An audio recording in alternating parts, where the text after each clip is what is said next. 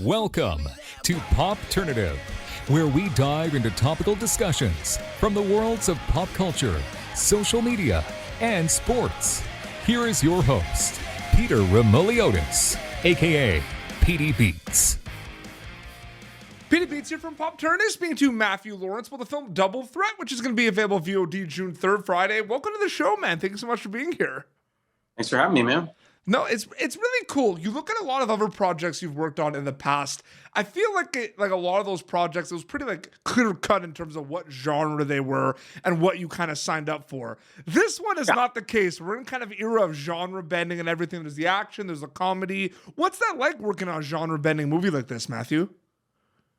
It was a blast. That's why I wanted to be part of it, because it was super fun. I loved the character where he's kind of like this, fish out of water, self-deprecating guy, which was it's to play. It'd be fun to play like the serious action guy, but I don't know. I like this one too. When fun.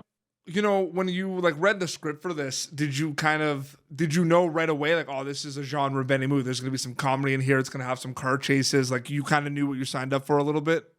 Totally, yeah. I off the bat, I read it. I was like, oh yeah, this is fun. What can you tell us in terms of people get to watch the film, the trailer's online. I mean, the trailer just there's so much kind of happening and everything. Takeaway wise, obviously escapism, having a good time, but is there anything else like you're hoping people get out of it when they get to watch Double Threat specifically, Matthew? Well, yeah, there's also some heart in the movie. There's a relationship that's developed. There's also a lost relationship. That's another thing that drew me to the character was got brothers very close to him, and the fact that this guy is just trying to do right by his brother who had recently passed was kind of awesome. It hit me. So there's some other things to take away from it. Family, loved ones, things like that. Matthew Lawrence is a storyteller. That's what you do. What excites you specifically about storytelling, man?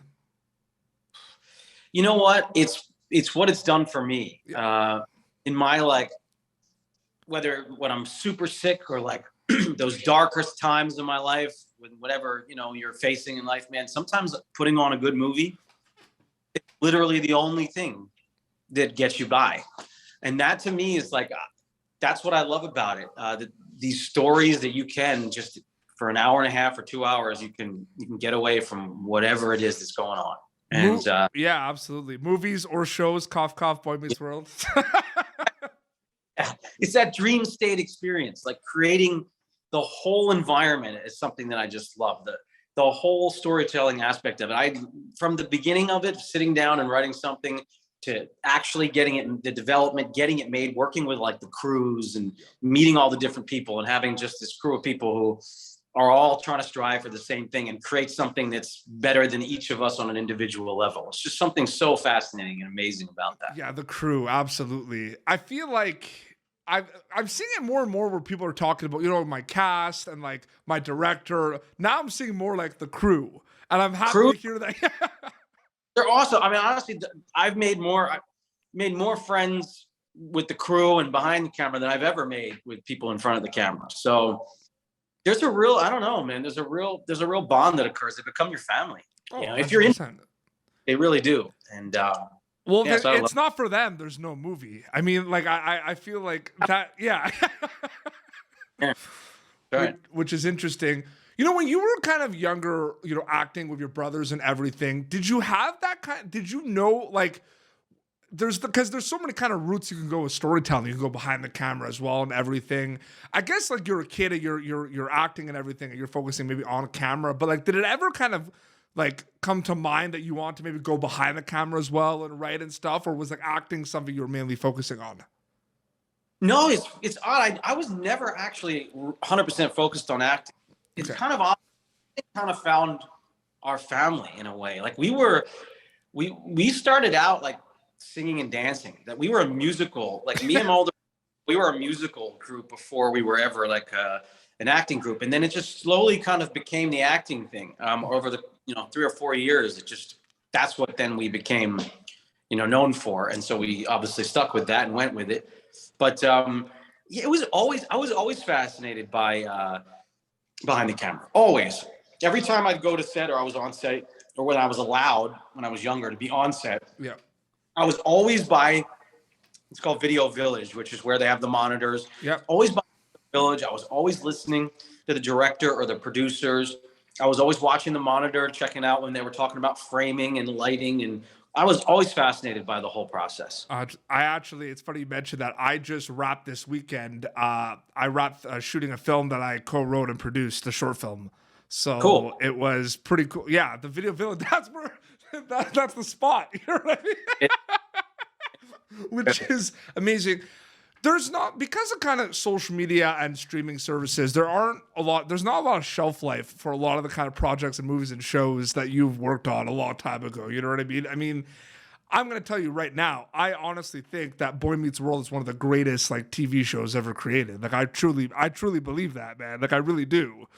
And when we met, Jack, I feel like those were like, there's a lot of amazing episodes, but those were like the prime Boy Meets World episodes. I'm just saying, what's that like? I do need to ask you, what's that like being on a timeless show that we're like a lot of people agree with that statement I just said, where it's one of the best kind of sitcoms and family shows of all time. Like, what's that like for you? I just feel so blessed to be a part like that. I mean, I was very lucky to be asked to join that show, to be brought into the family that way. I had no idea exactly what I was stepping into, but I knew by the third week that it was something special. Yeah, absolutely. And it's going to be one of those, once in a career type of moments. Mm-hmm. Just when you're part of something like that and you're on, you just feel it. You really know, like the energy, it's just different. But I find it interesting too, because you joined it, it was pretty established. People kind of knew a lot of the characters and everything. Yeah. You worked on the past, like Mrs. Doubtfire and Brotherly Love with your brothers. So you kind of like, you knew what to expect from like big scale projects, big crews and everything. But was it like, you joined a bit when you were older. What was that kind of like joining later on a show that's already big time established, like Boy Meets World? It was interesting in the sense that it was, they were a tight-knit family by that point. So I was the new guy. I was like, and if you equate it to like school, it's very, like I was the new guy to school. And at first, they were wondering, what I was about. Mm-hmm. They definitely, tested my character to see, my actual personal character to see, what I was like. I'll never forget so on a sitcom, you do a table read. The next day you do some rehearsals, and then the next day you do rehearsals and a run through. Mm-hmm. And after that run through, the director and the executive producer and the writers all give you notes. Yeah.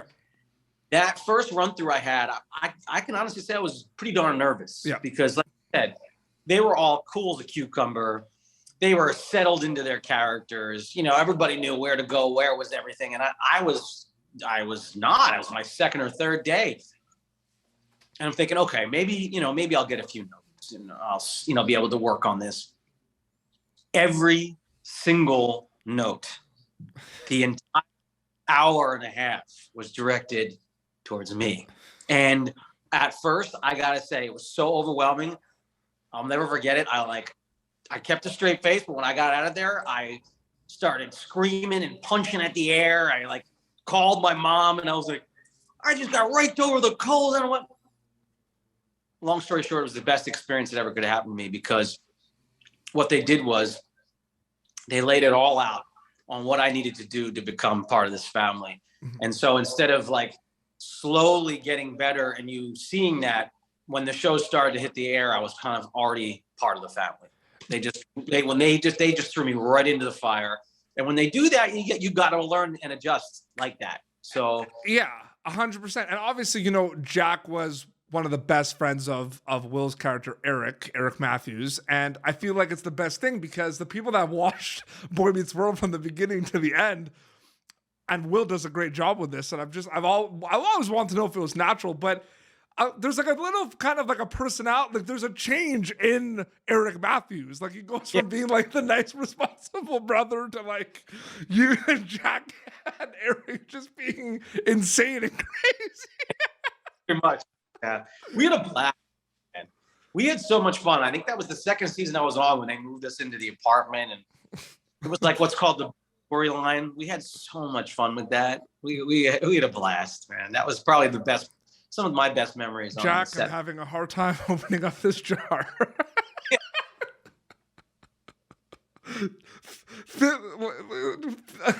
Finish that right now. You know, it's just one of those that literally became a thing, man. That was like they just duplicated that moment a bunch of different times. It's so great. Getting back to Double Threat, I find it interesting because, you know, because you talked about like the table read and everything, and I found that interesting. Learning experiences, everything. There's always going to be like learning experiences, no matter whether you've been doing this for a long time, which you have, like, but like, were there any kind of learning experiences working on Double Threat that you can share with me specifically? Yeah, absolutely. I had to, well, I didn't have to, but I didn't want to, you know, wuss out. And so I did all the driving. Oh, wow. And that I had never done before. And I'm a pretty responsible driver. So I was riding on that edge of, you know, being out of control, losing control of a vehicle with castmates and cameras and stuff. And so that was interesting, you know, pushing it right to the limit of control was very interesting for me. I had to learn that. I have never done that before. So that was interesting for me. When does it start kind of hitting you when you make a project? Because we're in the kind of age now, Matthew, where like, you know, a lot of projects are happening and then, you know, so many things happen. We had a pandemic, which kind of slowed down a lot of projects and everything. Does it start hitting you like a month or so after release date? Like what that project that you made is actually going to be available? Or does it just happen like today where you're doing press? Like when does it start like sinking in that it's coming out? Yeah, I guess when you start doing the press for it, yeah. You start to become more real and you realize, oh, it's coming out. Because unless like I'm involved, you know, on the other side of it, mm-hmm. Yeah, I do something as an actor, you know, you do your thing, you do your best, and then you kind of, yeah, you have to move on.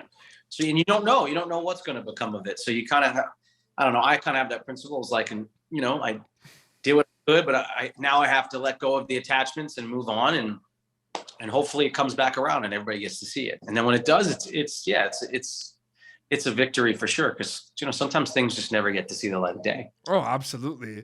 No, it just blows my mind though, about like how much, like there's so much content out there in this streaming age. Like it's crazy to me. Like, yeah, and it's like, it's one of those things too. Like a couple of weeks ago, it's funny, before I confirmed this interview with you, like the hot chick was like available. So it's just like all over the place and everything. It's just so crazy. What's your favorite thing about this like age of like streaming and digital? Is it the access that people from all around the world can watch your movies? Like, is that what it is? For sure. Yeah, absolutely. So more accessible to everybody. And like you said, there are so many different platforms now. So it also, I mean, I think it's done a wonderful job when it comes to the quality of entertainment too. I feel like it's stepped it up, you know. I feel like we've gotten away from kind of those, you know, very monotonous network type shows, which, you know, you can only go so far. And watching them, it's kind of like, I don't know. It's been hard for me to watch a lot of network TV lately. Now that we have streaming, it's hard. Well, it's kind of funny too, because, you know, there's so much shows and everything, but to be completely honest with you, like at night, like I just go back to like the classics, you know what I mean? I'll go back and just watch like I'll go back and watch Seinfeld, Full House, Boy Meets World, That 70s Show, like because they're available to me. Exactly. That's another aspect of it. Yeah. I don't know. You know, things have changed too. I feel like situational comedy in particular now, you know, it's gotten a lot really diluted. Like very rarely do they now shoot in front of real audiences, or it's like, you know, 50 people and then they put a laugh track in. And man, we used to do it in front of, you know, 500-600 people, and you'd really feel those real moments from the audience. And yeah, they're more diluted. Even when I watch them, I'm just like, maybe I'm just from a different era. I don't know. They just don't feel as impactful as the older ones do. It's so crazy. And a quick question too, like, you know, like Mrs. Doubtfire is an interesting one too, because I feel you were young when you worked on that movie. So maybe when you were working on it, you didn't really think about it. Maybe a couple years later, did you realize how like quotable that movie is? Like to the point where there's so many things that get quoted from that movie. There's not one thing or two things. There's so many things in that movie. You know, I'll tell you, I even being young, I was aware of some of the amazing things that were happening in that movie, because I was repeating them, and the crew, we were all repeating it. Like we were all talking about how because we were shooting back on 35. Yeah. So you didn't have the ability to fix things or change things. And there were some takes, and they've got to be somewhere, but I hope someday somebody brings out those rolls of film, because there were so many takes that Robin in particular did with lines that were even funnier than the moments that made it into the movie, but we would laugh and we would ruin it, including the crew or the cameraman or the director. Like, we were all busting up. And so we'd have to do it again because you couldn't use it. Man, I'd love for them to bring that stuff out, because there was some really, really incredible things that happened on that set. It's so funny. There's so many things. It's just one of those movies. My sister and I, there's so many lines in that movie that we like quote till this day. You know what I mean? Which is so amazing. Matthew, thank you so much for coming on Pop Turn. It was great. It was great chatting with you, man. Thank you so much for your time. Of course, absolutely. Thanks for having me. So the film's going to be available on on Friday. They're going to be able to catch it on VOD, and there's a lot of ways they can watch it. iTunes, Amazon. There's like a long list. long. Absolutely, they can check that out. This has been Pop Turnip, youtube.com/PopTurn for previous episodes. Double Threat going to be available on VOD June 3rd. Be sure to check it out. Until next time, it's Matthew Lawrence and PD Beats signing off. Thank you for tuning in to Popternative. Make sure to check out our past episodes of Popternative on YouTube. Be sure to like Popternative on Facebook and follow us on Twitter. This has been an Autograph Communications production.